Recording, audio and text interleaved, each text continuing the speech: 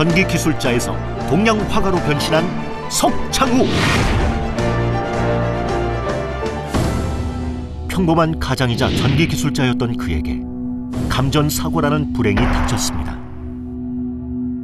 팔이 굉장히 무거움을 느꼈거든요. 덜려고 그러는데 안 들어지더라고요. 양 다리는 멀쩡하고 양팔만 없어진 거에 대해서 12번의 재수술과 사라진 두 팔.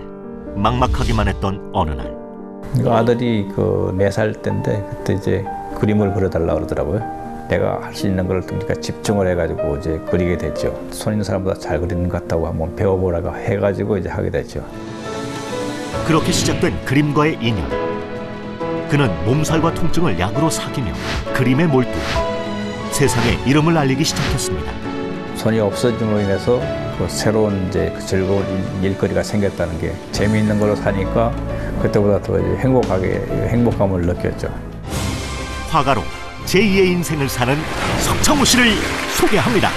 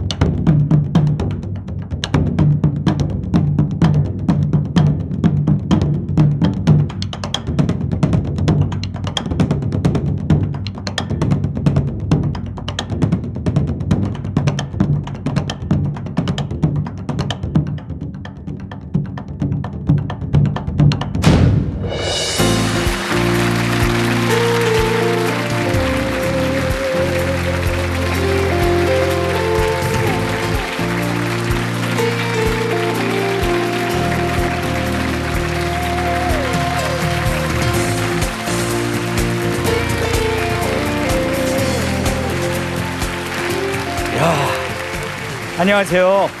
네, 정말 반갑습니다. 그리고 반갑기 이전에 정말 대단하시다는 감탄사부터 나옵니다. 지금 시청자 여러분께서 이 그림 그리는 그 과정을 쭉 보셨는데 사실 그 완성된 작품을 보는 거하고 그리는 과정을 전부 옆에서 지켜봐서 작품이 완성되는 거 보는 거하고 전혀 다르네요. 느낌이요. 네. 자전거 경주 그림이죠. 네. 자전거 경주요. 이 그림을 그리신 이유가 있으실 것 같아요. 자전거 경주는 이제 우리 인생하고 비슷합니다. 네. 자전거는 페달을 밟지 않으면 바로 넘어집니다. 그렇죠. 우리 인생도 멈춰져 있으면 아무것도 못 하는데 네. 줄기차게 자전거 페달을 밟듯이 네. 열심히 뭔가를 추구해야 된다고 생각해서 이 자전거 그림을 그렸습니다. 네, 그래서 자전거 경주. 그리고 밑에다가 강연 백도시 무대에 서다 하고 석창우 이렇게 또 전함까지 다 이렇게 찍었어요. 네. 네, 저기다 발. 네, 네, 이유는요? 발은.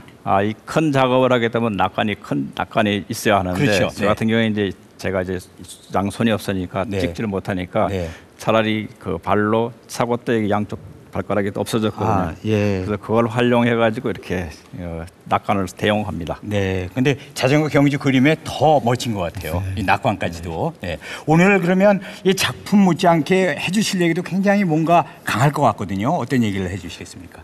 제가 평범한 전기 기술자였다가 사고가 나서 그림을 배우는 과정에서 운명과 싸워가는 그런 과정에 대해서 얘기해드리겠습니다. 네, 오늘 말씀하실 강연 주제가 운명아 가라! 라는 그런 주제가 되겠습니다. 아주 강한 주제인데요. 자, 귀를 기울여서 지금부터 얘기를 들어보겠습니다. 자리로 이동하시기 바랍니다. 부탁드립니다. 박수로 청해 주십시오.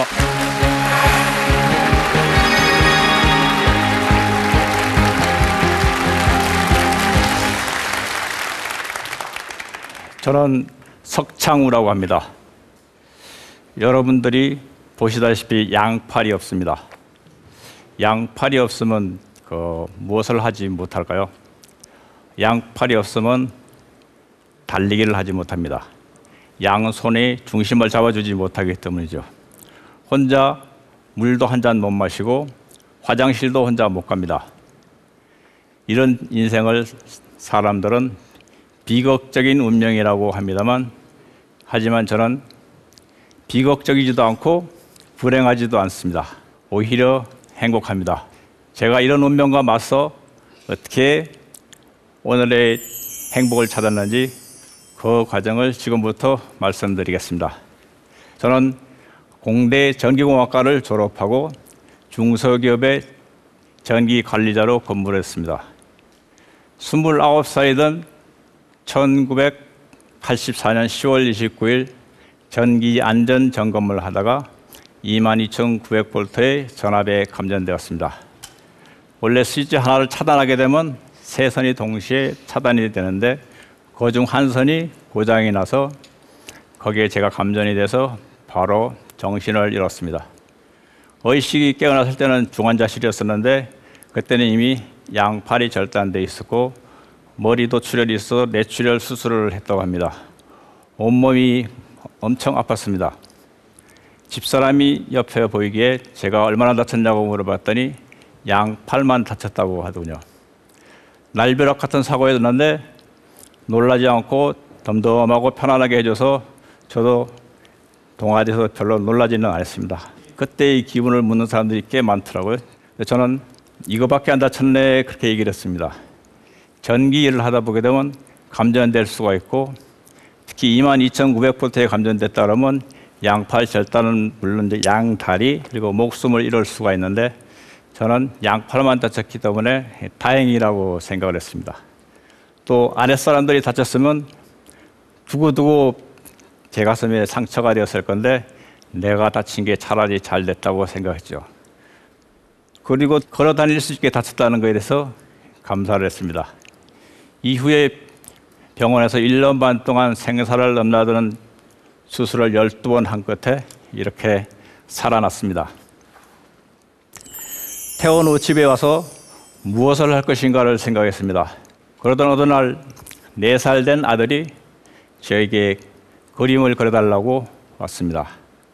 아들은 처음에 아내에게 가서 그림을 그려달라고 했는데 아내는 내가 양팔이 없어진 것을 잊어버리고 아들에게 너희 아빠한테 가서 그려달라고 했다고 합니다.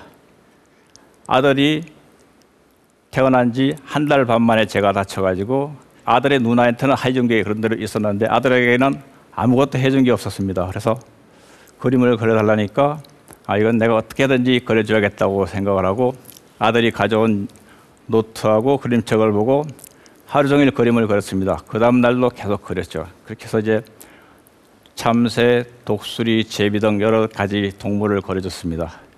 그것을 본 아내와 처형이 손 있는 사람보다 그림을 잘 그린다고 하면서 그림 배우기를 권했습니다. 그래서 그 다음 날 화실을 찾아갔습니다.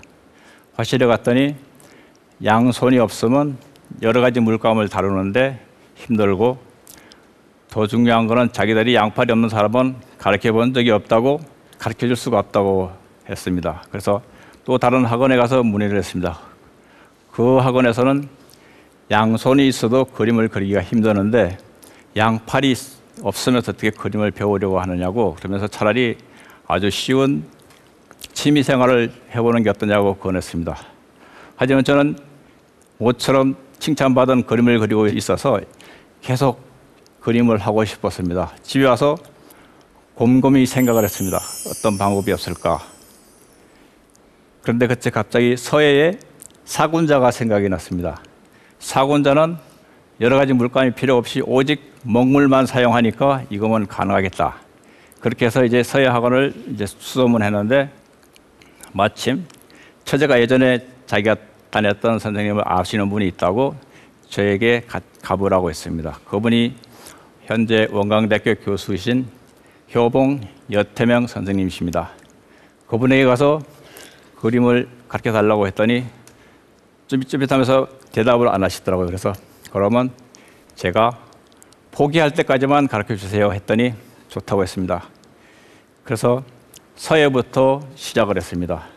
처음 생각에 아주 쉽게 배울 수 있다고 생각했던 서예가 생각처럼 쉬운 건 아니었습니다. 갈고리에다 붓을 잡고 선 걷는 연습을 했는데 붓이 계속 도망을 갔습니다. 그래서 붓대에다가 구멍을 뚫어서 갈고리에서 끼워서 했더니 괜찮더군요. 먹물을 발로 갈았습니다. 발로 갈다 보니까 물집이 생기더군요. 그래서 물집이 생겼는데도 계속 갈았습니다. 그랬더니 피가 나오더군요.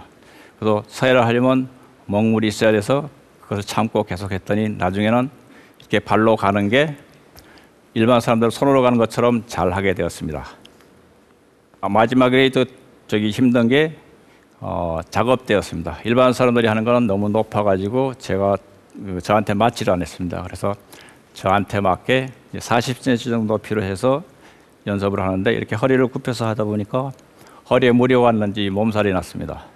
몸살이 나도 내가 할 수 있다는 게 즐거워서 계속 했더니 코피가 나더군요. 그랬더니 아내가 병원에서 죽다 살아난 사람이 서예를 하다가 죽을 일 있냐고 그만하라고 했습니다. 그러나 저는 너무 재미가 있어서 몸살이 계속 나고 코피가 나는데도 계속 했습니다. 몇 번 그런 과정을 거치고 났더니 몸이 적응을 해서 안 아파졌습니다. 저는 처음에 서예를 할 적에 5년 정도의 손 있는 사람하고 비슷한 수준의 글씨를 쓰자 하고 목표를 세웠습니다. 그래서 손 있는 사람의 5배 정도의 노력을 하게 되면 충분하지 않을까 생각해서 10시간 이상을 쓰자 해서 아침 먹고 나서 자기 전까지 계속 연습을 했습니다. 그렇게 3년 정도 연습하고 나서는 선생님 몰래 전라북도 서예대전에 공모를 해서 입상을 했습니다. 그 후 우연히 누드 크로키라는 것을 접했는데 누드 모델의 포즈가 삼라만상을 표현하는 것 같아서 거기에 흠뻑 빠졌습니다. 그래서 이 모델의 포즈를 붓으로 해서 일필 휘지로 해서 한번 표현해보자. 그렇게 한 것이 제가 오늘날 동양의 서예와 서양의 크로키를 접목한 수묵 크로키라는 장르입니다. 이 작업을 26년째 해오고 있습니다. 그간